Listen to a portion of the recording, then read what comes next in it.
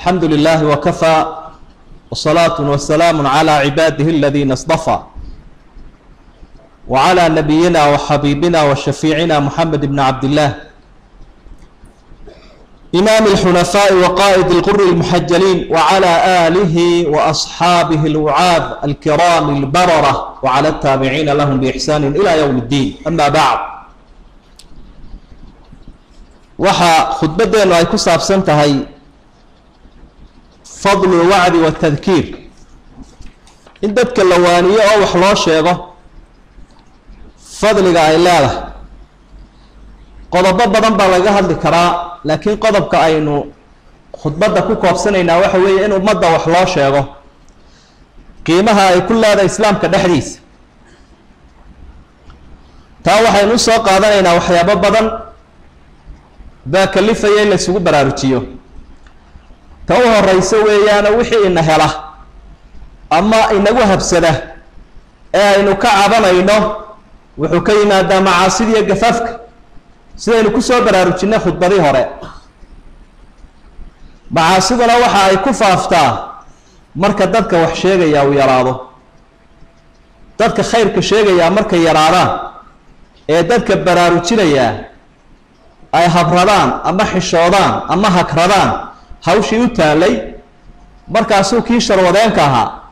iyo dadkii mufsidiinta ahaa iyo fasaqadii iyo araadishii way soo dhiiradaan la qofka sharwadeenka ah shaydaanku shabahaya shaydaankana waxa la tilmaamay waa al-khannas wuu al-waswas al-khannas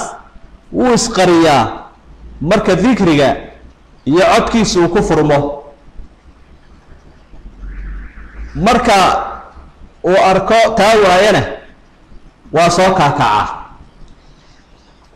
ta kala jirta waxa weeye casriga aynu joogno waa casri adduunyadu isu furantay barigeeda iyo galbeedkeeda iyo jihooyinkeeda oo dhan waa casri haddii aan sharka lagaga hortagin khayrka sheegidiisa mucallimiin qasab ah dadka sanka laga gelinayo meel walay joogaan ay hor imanayaan kii miyiga joogay kii magaalada joogay kii maqsinkiisa joogay ayaa macallinkii internet ku imanaya oo kii TV ku imanaya oo kii mobile ku imanaya oo kii cajalad u imanaya mucallimiin waliba xarfaan ku ah jaamacada uga soo baxay sida dadka loo lumiyo ama loo waswaasiyo ama maskaxdooda loo hanto loo kala wareejiyo idan haddii ummadda aan waxba loo sheegin la iska dhex taagnaado waxa dhici doona dadkii oo wada joogtaan waliba daayarta iyo dumarka iyadoo dadkii wada joogtaan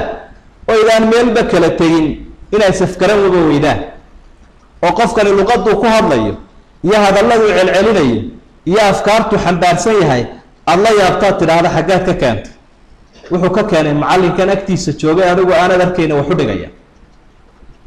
idan markaa waxa laga doonayaa ummadda qofkii wax sheegi karayaba inuu dadka khayrka u sheego waajib bay ku tahay wax sunno ah ma ah waqtiyadaa dambe ifsaadku uu batay iyo dadka in xumaanta lagu rabeeyo dadku way kala duwan yihiin culimadu aqoontii diintay sheegayaan ay gudbinayaan oo ah ta ugu muhiimsan dadka aqoonyahanka ah ama cilmiga maadiga garanaya aqoonyahanka oo horeeya waa culimadii aqoonyahanka diinta laakiin cilmiga maadiga dadka garanaya laftigooda aqoontooda waa inay u isticmaalaan dhinaca khayr kale waxaynu arkaynaa kaliya waxa laga hadlo ama iclaamka ka baxaya ama joornaalada lagu qorayo wuxuu isaga badan yahay un dhinac yar oo kooban oo siyaasada ayaa u badan yahay diinta akhlaaqiyaadkii dhaqankii istiraatiijiyadda ummadda arrimaha aada loogama hadlo dabada iyo gudaba dadka hadlaya meel gaara un bay ku jahaysan yihiin meelaha ummaddu u dhimanaysaana waa dhinacyo fara badan oo aan laguga baraarugsanayn sidoo kale dadka madaxda ahi waa inay ku xisaabtamaan dhinaca ay ugu muhiimsanay dadka ka hanuuninayaan ka tilmaamayaan inay tahay diinta dadka diintooda iyo hanuunkooda inay baraan sidaynu ku arki doonno aayaad dadka gabayaaga ah ee iyagana xigmadda suugaaneed iska leh bacid buu ugu helinayaa ma qaxwo iyo adduun buu ku raadsanayaa ma wuxuu kaga hadlayaa afkaar shisheeye waxa muhiim ah isaguna kelmadda xalqalaho raad wanaagsan u noqota inuu dadka ku waaniyo sidii ay ahaayeen gabayaageenu waqtigii gumaysiga lala dagaalamayay ama lala dirirayay taasoo runtii aynu odhan karno mar walba dadka qalbiga iyo maskaxda cid ka gumaysataa waa joogto hadduu gumaysigu tagana gacmihiisa iyo lugihiisu mar walba way joogaan marka taasina may dhammaanin kifaaxa adduunyada dadka aqoonta suugaanta ku gudbin kara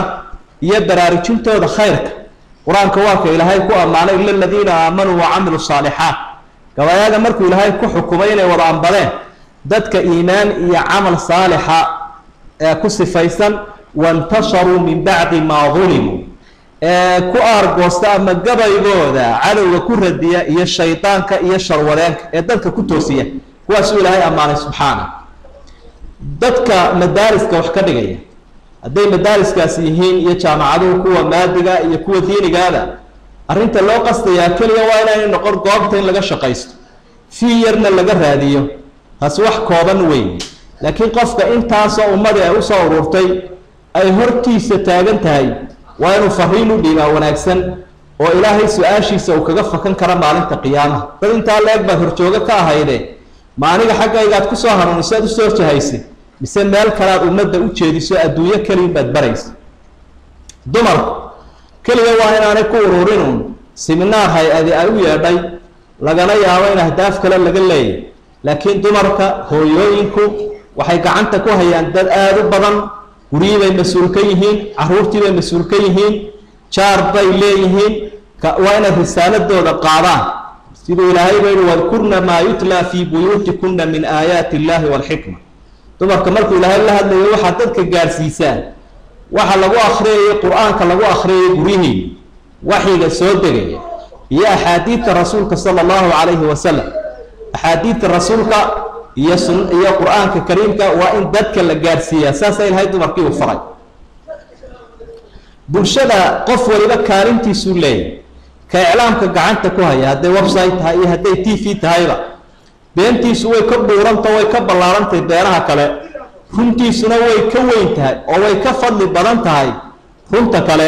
tilmaantiisa iyo toosintiisu way ka qiimo badan tahay ta qofka keliya xisaabtiisuna way ka badanaysaa xisaabta qofka dee codkiisoo keliya ku hadlaya marka waa ina ku xisaabtamaa ammaana inuu sido ammaanadaana ilaahay weydiin doono ummadda muxuu ku hanuuniyey muxuuse ku haleeyey ilahaasoo dhan waa kaalin aynu arkayno oo muuqanaysa oo diin ahaan kolkaynu eegno wax jira ah aynu uga jeedno inaan lagu soo koobin wax sheegmada iyo wacdiga xilkaasi inuu u yaallo keliya iyo khayrkoo la isbaro culimada culimadu qaybta ugu muhiimsan bay leeyihin iyo baraarujinta iyo sixidda iyo toosinta dadka laakiin qof waliba kaalintiisuu leeyahay qof wal oo awood u lahoo hakradaba su-aashu way ku imanaysa waxaynu xusi lahayn bal hadda fadliga uu leeyahay dadka in khayrka loo sheego oo dariiqo hanuunina loogu sheego diinta ilaahay dadka lagu hanuuninayo oo ilaahay la barayo oo aakhiro la xusuusinayo ummaddu waxay isu tahay walaalaha ah la barayo dadka naxliga iyo nacaybshiyaha iyo nashuushada laga dhex abuurayo ee kii guduhu balaayo soo afuufayo ee kii dabaduna sidoo kale isna intaa in ka badan soo akhriyayo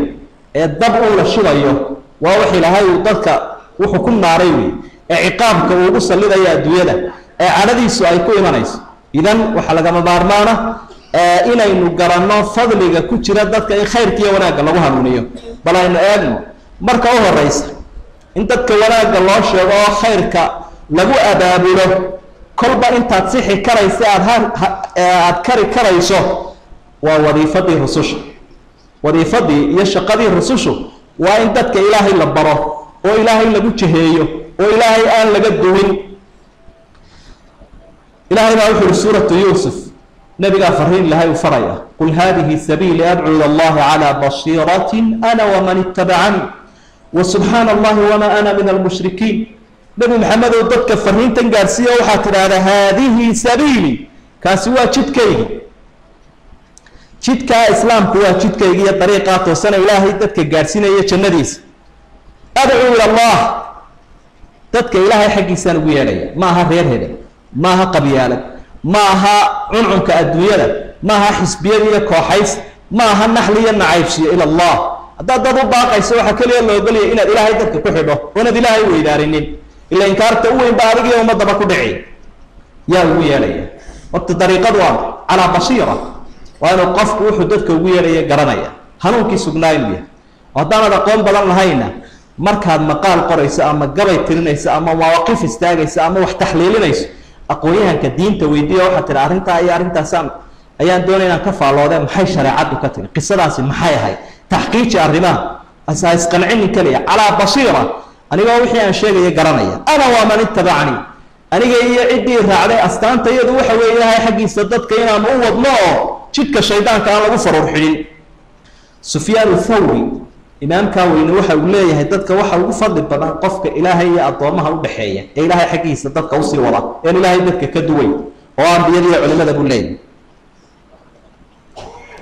تاسنوا كارنت رسوش قادنا يسيه رسوش هذا إلهي وحى وصادري ذاتك هالله يا إبليس كي بلنت قادة دارتي ووالبك كل هاي إن رسوش ذاتك كرهبات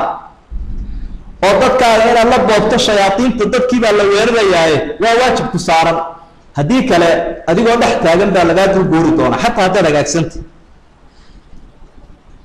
فضل جواد يقول لي هاي وحوي قفك ضدك إله حقي سوّرا هو الذي يستحق الإمامة صاحب الهداية يستحق الإمامة قفك ضدك هنونينا يا السجع يبدأ يستاهله الجامين هدول لكن ضدك هلاين يوم ما يستاهل إن أمده الجامين الله ضرن معي إلا قفك كلي هلاوي يا ومدن إنه هلا يلا قلان ماي وعبنا لسين ماي ولا قلنا الريح ماي لسوريتنا لا بيبن ماي الله وحر وجعلنا منهم أئمة يهدون بأمرنا لما صبروا وكانوا بآياتنا يوقنون لما الرموت بقى إلهي اسكحرية الهداية والإمامة هانون انت إيه قامنت كوا أنو الضلال إمام نبدا إلهي وكوا ضدك هانون ليا هنون كهوش كسر جاريسنا كسر بريا الهول كسر جاريسه قف قادو سلاله وحنوني شياطينتي عفاريت لا سوكا كاعي وهنون كإلهي ديد وإلهي كسر جيده مرك لما صبروا كل كي صبرين هنون كسبرين أيام أقول على إلهي ولا يهجانين وهذا يا وحش ماذا فضل جاهو وحودك مكريا جهادك إنه قفكم نفط بحية أو مال بحية أو وقت بحية بحياتي سوق على السنة وحبت الهدو وحبت عدوه واللارتي سوق دقت تاسع ودقنتا هانونين تدتك الهانونين أيه بل مركي جهاد كله بحية أيه إلى هؤلاء الدجال كعدو هو ربحنا عدو كلا ترى غير صهرة وعدو الجهل قال الله هذا لا دجالما ودتك أدية ولا كان المؤمنون لينفروا كاف ومن ما هبونين وضبحان ده إلى هؤلاء وعدو قال كقرأ ولا آلام هذا الكلام تروى خطر بدنك